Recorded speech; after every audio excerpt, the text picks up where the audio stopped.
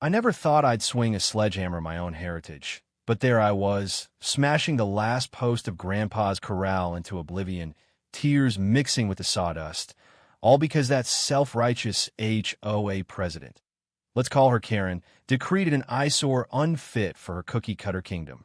She'd stormed my 5-acre lot in Willow Creek Estates, Texas, clipboard in hand like a goddamn inquisitor, ranting about covenants and fines while her crew fired up the excavator at dawn. By noon, 100 years of family history, where Dad taught me to break colts under starlit skies, was reduced to mulch for her precious landscaping mulch bins. And the kicker? She slapped me with a $15,000 lien, claiming my rustic relic devalued her $1 million McMansions by a whole percentage point. Karen wasn't just any busybody. She was the queen bee of our gated suburb, a bleach-blonde realtor in yoga pants who turned every block party into her personal TED Talk on elevated living. I moved back to Willow Creek after my divorce, hoping the old corral would ground me. Room to board my quarter horse, Shadow, and maybe host some trail rides for the kids down the street. But Karen? She saw opportunity. "This isn't the Wild West anymore, Jake," she'd sneered through her veneers, her minivan idling like a getaway car. "It's a community asset. Your junkyard vibe is killing resale values." Junkyard? That corral had outlasted 2 world wars, branded with a Barjay Ranch iron from 1923. I argued at the board meeting.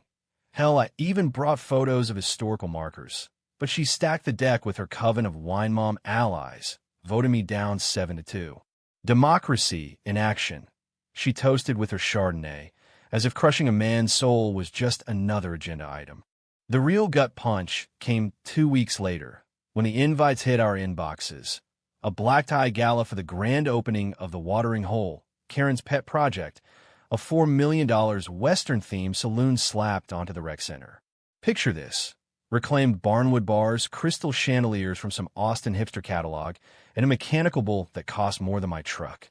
Funded by community dues, my ass, mostly from out-of-state investors she sweet-talked at open houses. She paraded it like her Oscar, posting drone shots on the neighborhood Facebook group. Finally, a slice of Texas glamour for Willow Creek. Glamour? It was a bloated eyesore, sucking up our pool funds while my water bill spiked from the irrigation upgrades she mandated. That's when I noticed the blueprints leaked in the filings. Her precious saloon sat smack atop the old aquifer line Grandpa's Corral had tapped for a century. That massive galvanized trough, fed by a buried spring? It was the highest point on the property, gravity-fed straight to the subdivision's underbelly. One valve tweak, it could reroute like Noah's flood. Payback brewed slow, like good bourbon. I played nice at first, volunteered for cleanup duty, even complimented her cowboy boots at the HOA picnic. But nights, I'd pore over county plats by flashlight in my trailer, shadow nickering encouragement from the temp stall. Karen's gala loomed. October 15th, full moon, catering from that overpriced barbecue joint in Fort Worth. I waited till the valets parked the first limos, the string quartet tuning up Sweet Home Alabama inside. Slipping through the service gate in coveralls, me the groundskeeper she'd hired last minute. I monkeyed the trough's overflow pipe. A quick solder job, a hidden pump from my ranch days, and bam. The spring's full force diverted underground, surging into her subfloor vents like a geyser on steroids. By the cocktail hour toast, Karen mid-speech, gushing about unity and progress. The first trickles seeped from the baseboards. Guests chuckled at first, mistaking it for immersive theming. Then the chandeliers flickered as water hit the wiring, and suddenly it's ankle-deep. Shrimp platters afloat, sequin gowns sodden, that mechanical bull shorting out with a pathetic whine. Chaos erupted.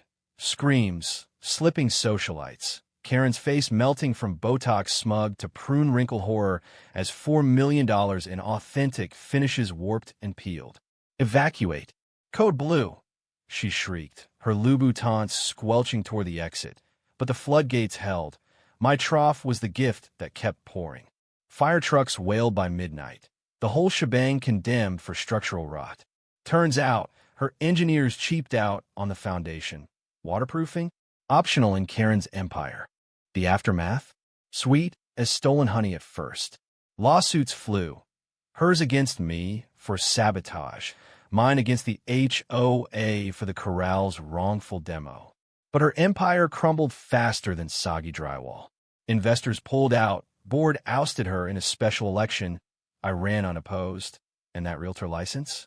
Suspended when audits revealed she'd funneled dues into her consulting side gig. Last I heard, she's hawking knockoff Stetsons at a flea market in Abilene, ranting to anyone who'll listen about ungrateful rednecks. Me? I rebuilt the Corral bigger, shadow, grazing content under the same stars. But damn if it don't sting a little. Freedom tastes like mud when you wade through the wreckage.